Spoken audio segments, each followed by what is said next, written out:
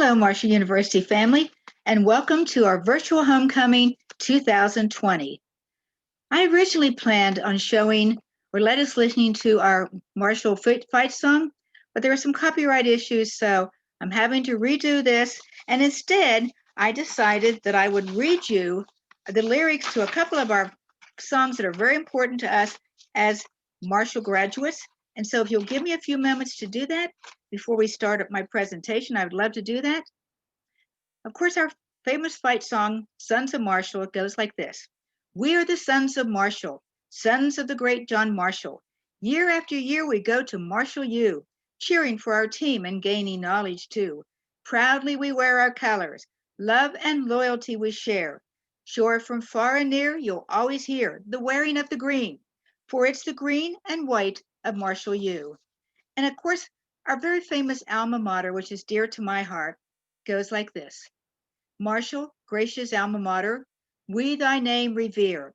May each noble son and daughter cherish thine honor dear. May thy lamp be ever bright, guiding us to truth and light. As a beacon o'er dark water, this is for thee our prayer. May the years be kind to Marshall. May we grow in fame. May her children fail her never, true to her beacon flame. May her spirit brave and strong, honor right and conquer wrong. Thus the burden of our song, ever her truth proclaim. And this was written by C.E. and James Hayworth. I also, when I was researching some of our songs and getting the lyrics for them, found this song, which I'd never heard of before. I'm going to share it with you now. I thought it was interesting. It's called Fight On. Show me a Scotchman who doesn't love a thistle. Show me an Englishman who doesn't love a rose. Show me a true heart, a son, dear old Marshall, who doesn't love to win. Hey, Marshall. Fight, fight for dear old Marshall U. I thought that was interesting. I'd never heard those before. And of course, today I'm going to be talking about writing. And so lyrics, of course, is a form of writing. Without a song, you have to have words. Before you can have the words, you have to write them. But today I'm going to be talking about short story writing because I am an English teacher and a writer. In fact, let me introduce myself now. I am Randi D. Ward, a proud Marshall graduate, a retired Georgia language arts and gifted education teacher, a professional writer and editor, a motivational speaker, a YouTube blogger, Harmony Life coach, holistic emotional intelligence coach, neuro-linguistic practitioner, and communication mastery certified person, a humble multi-award recipient. My most previous award is being named Educator of the Decade by International Association of Top Professionals. I'm a world traveler of 60 countries so far, a serious African animal advocate, a USA advisor for International Youth Society, an active member of many women's groups working to improve our world, and a lady who dreams bigger. My life philosophy is believe, don't dream big, dream bigger, the sky is the limit, so reach for the stars. So why am I telling you all of this? Because I received the most wonderful education at Marshall University. The knowledge I gained at Marshall has enabled me to fulfill my many dreams and to continue to do that. Thank you so much, my beloved alma mater. I feel so honored to be a part of Marshall's virtual homecoming this year for many reasons. But the biggest one is because 2020 is also sadly the 50th anniversary of our tragic November 14th, 1970 football team fatal plane crash. I was a senior that year and lost 45 friends that horrible day. Although I cannot be in Huntington for homecoming this year or for the special memorial that will take place on November 14th to honor those 75 dear people who lost their life so tragically that day, my heart and spirit will be there with all of you. I will continue to watch our football games that are telecast on TV in my area. And as always, I will watch the White Rose Fountain ceremony online as I do every year. Tell your story. Telling your story, helpful hints is what I'm going to do today. I have shared this story about Marshall and many other stories that have occurred in my life through my teaching and writing. I truly believe that each and every one of us has great stories we can tell and share with others. Some of us do it orally. and some of us choose to do this in writing, whether it's in the form of a novel, a poem, an essay, a blog, or short story. I have discovered in the last few years that I have developed a passion to write. My first work was my book, Because I Believed in Me, My Egyptian Fantasy Came True, a memoir of my life experiences visiting and living in Egypt as an English teacher during Egypt's revolution in 2011-2012. Next, I decided to try a second genre, poetry. I have created over 100 poems that will one day be part of several collections, starting with the anthology, Reflections and Memories of an Ordinary Woman. On July 19, 2013, I ventured into my third genre and found the short story to be the most challenging one I had explored so far. I knew I would have to tell my story effectively in a more limited space with more restrictions. I will share some hints that helped me to write my first story. But this also applies to novels, and yes, I am currently writing my second novel.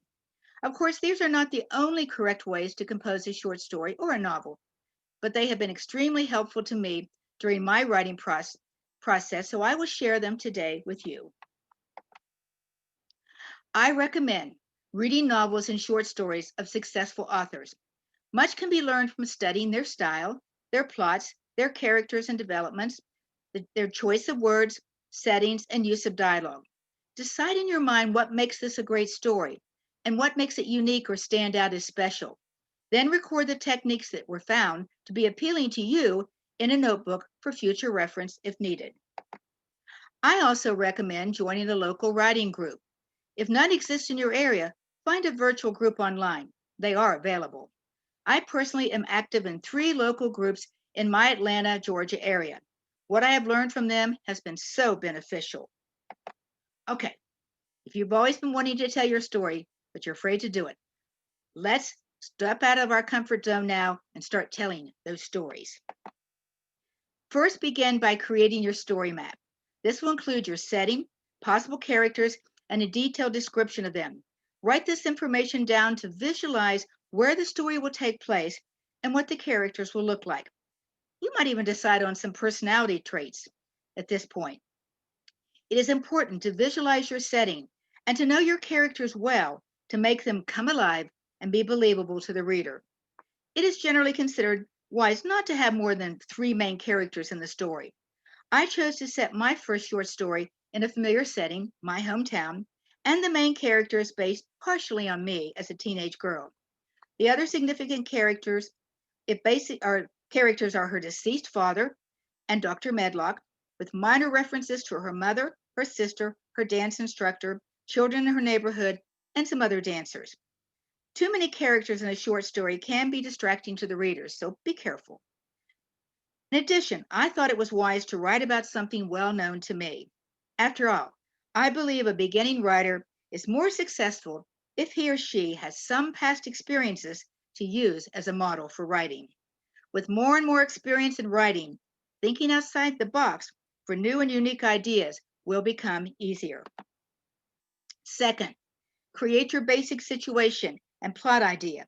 You can always make changes as you write, but you need to start somewhere. Make sure you have a beginning, a middle, and an end. Decide what problems the main character or characters will face and the obstacles he or she or they will have to overcome, and then how the problem will be resolved. The point at which the problem is resolved will be your climax, so keep this in mind as you write. Try to find ways to make your story interesting as it leads up to this point, and remember to end it in a logical way as well. I did all these things as I was preparing to write my very first short story, and it helped to keep me completely organized and focused. This may take a while to complete, but if you take this step seriously, writing the words to tell your story will flow from your creative mind much more quickly. My main character, Julia, must overcome a serious leg injury from an automobile accident and must find ways to overcome this medical condition to be able to achieve her dream. Third, even though you're telling a story, a theme or message for your readers is highly recommended. This is a great place to teach a lesson about life. Remember, the theme is your skeleton or framework for your story. Thus, try to make your story revolve around teaching this lesson or expressing this message to your readers. After reading your story, the reader should be able to understand your theme clearly. Basically, the theme of my story is twofold: never give up and dream bigger to achieve those goals. The next point to be covered involves the time span of your story. My story covers a period of 4 years, but I was careful to ensure that all the events are related to the main story and enhance the theme. However, the time period can be as little as 1 hour, 1 day, or 1 week. It may be one single event that is momentous in the life of your characters. So if this is the case, focus on that span of time only. I have discussed the steps on how to begin the process of writing a short story and on how to create a character map and effective story plot. Theme and time span were also addressed.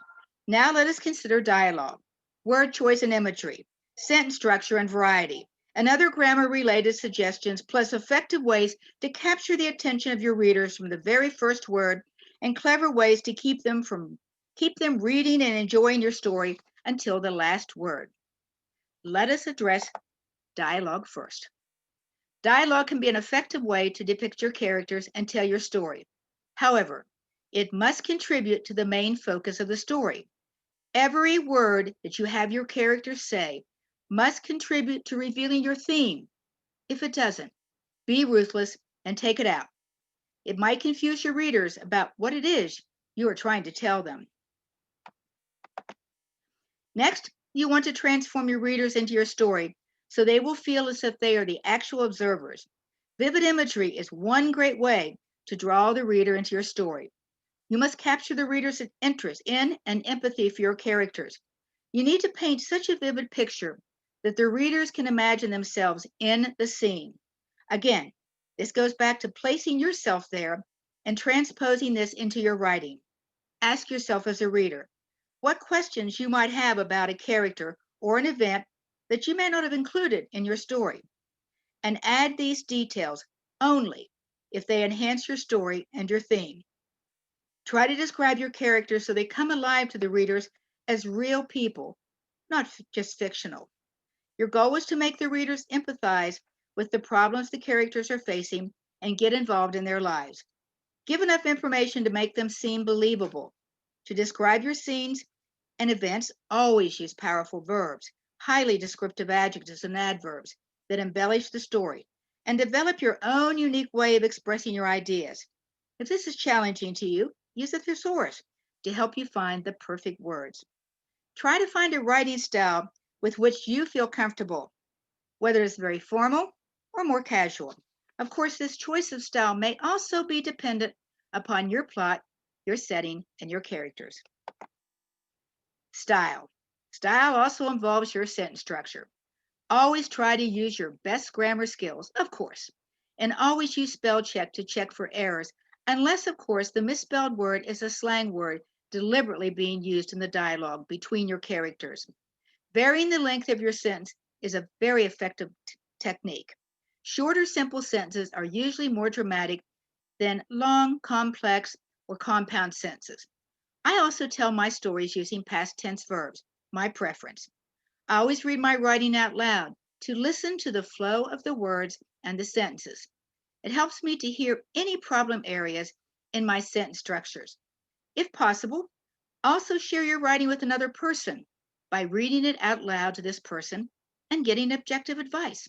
Sometimes as a writer, you become too close to your story and do not always see or hear all the problems. Remember, your story begins with the very first word, the very first sentence, the very first paragraph. So make sure you capture your reader's attention as soon as you can. Include your setting and introduce your main character if possible. Within the first few paragraphs, you should introduce the problem or conflict. You only have a short space in a short story to tell your plot, so do not waste time or space getting out your information quickly and effectively. Build your story carefully with details relevant to the story and the theme that will continue to keep your readers involved and interested in the life or lives of your characters. Build up to the climax so that the readers are ready for this and accept the outcome of the conflict resolution. Again, it must seem believable to the readers. Finally, do not forget about the ending. Unless you are writing a story that has an open-ended conclusion, you must bring the readers down from the high point of the conflict resolution to an acceptable ending, but one that they will remember as well. Thus, your last sentence, your last paragraph is just as important as the first one. Make it meaningful and significant and related to your theme if possible. This is your last chance to share your overall story message. The last step, of course, is editing. Read it over and over and over, again and again and again out loud. The first draft will not be your final draft. Do not be afraid to rework it if needed. I suggest getting away from it for a few hours or even a few days. Distance from your story will allow you to have a fresh perspective when you read it at a later time. Once again, I always do this. It works well for me. I will now share a little bit of my first short story with you. I have written many others since this one. This is the first paragraph and a small portion of the second one. I hope you enjoy it and that it will make you want to read the entire story when it is published in the future. The conflict resolution and the ending paragraph, of course, must remain secrets now. One final comment to remember. When you start writing, find your passion and write your story. Let your passion and personality shine throughout it. This is my story. She only wanted to dance. Lying in her bed alone on a warm, humid night in mid-June, 17-year-old Julia unhappily contemplated not being able to perform on a Broadway stage, dancing to her favorite songs. This was the lowest night of her life. She had completely given up. She had missed out on so much recently and did not believe anything positive would occur in her future ever again. All her life, she had fantasized about being a dancer. Now that would remain just a fantasy. From the early age of 4 years, she had taken numerous dancing lessons, ballet, tap, ballroom, Latin, hip-hop, and modern dancing. She had excelled at all of them. Dancing was her passion. She had always received great praise and encouragement from all her instructors. Julia's ability to use her graceful, lovely body to express music was truly a gift from God. Dancing came so easily for Julia, and a successful career in dancing would have been a certainty if not for that tragic, sad, rainy night on December 7th, over a year ago, when an irresponsible, insensitive, self-centered drunk driver crossed the center line on Route 10 and crashed into her small VW Beetle head-on with his heavy-duty Ford truck. Okay, as I mentioned earlier, I have a passion and a personal interest in the 50th anniversary of the Marshall plane crash, as many of you do. It's a horrible event that we overcame as Marshall graduates, as Marshall brothers and sisters. So I wrote a poem that I would like to share since I can't be there, my tribute to the 75 who lost their lives that day. It's called Marshall Tragedy. There are events that happen in our lives we can never ever forget. November 14th, 1970 is one of those I will always sadly regret. Many university friends were lost on that rainy, tragic day. Parents of many children were also heartbreakingly taken away. We lost more than an away game that horrible night. We lost hope and happiness. Our lives were now filled with fright. The terrifying explosion of the plane filled the air with a blazing fire. From Huntington, the flames could be seen rising higher and higher. The dreadful news suddenly interrupted our television show. Instant shock set in. We did not know what to do or where to go. Some desperate people quickly headed out in cars to the crash site. They needed to find out for themselves if the news report was really right. The accident scene was more ghastly than anyone could possibly conceive. Losing 75 innocent people was so difficult for us to accept and believe. Our small West Virginia community grieved for many months and years. Even now, thoughts of this disaster still fill our eyes with melancholy tears. It has now been 50 long years since that tragic day so long ago, but we have learned to rise from those ashes and find ways to let our grief go. Life has continued in Huntington and at Marshall. We bravely survived. We fought back, and in their memory, Marshall has successfully thrived. We're Marshall. We will always be Marshall in our hearts, thundering our way to achieve the dreams closest to our hearts. We will also forever remember the 75 Marshall sons and daughters 50 years ago who were not able to achieve their dreams. God continue to bless their souls as we honor them this year and every year.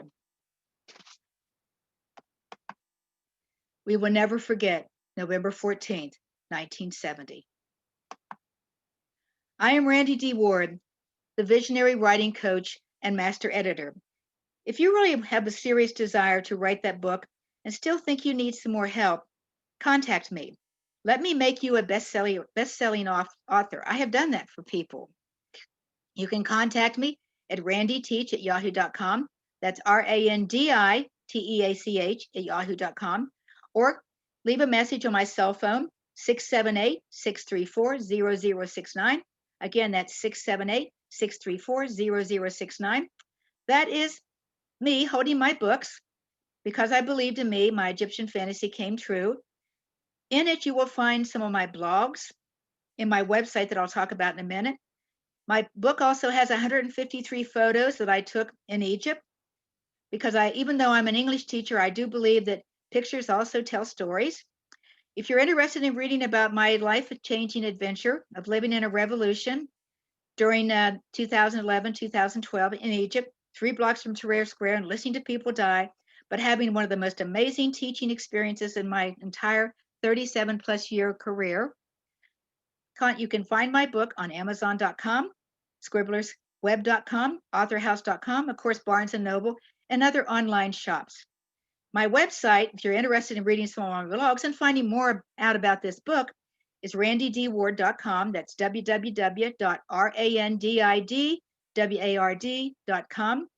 And again, I want to share my life philosophy because I've had this since I was a young girl going to Marshall.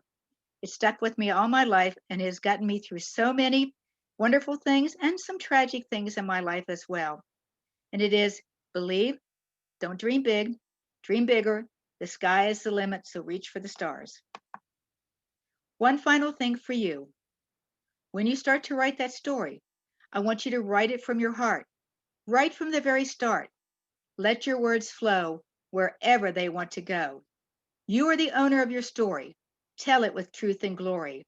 Embrace it with excitement and joy, and the journey will be one you will always enjoy. Happy writing, everyone.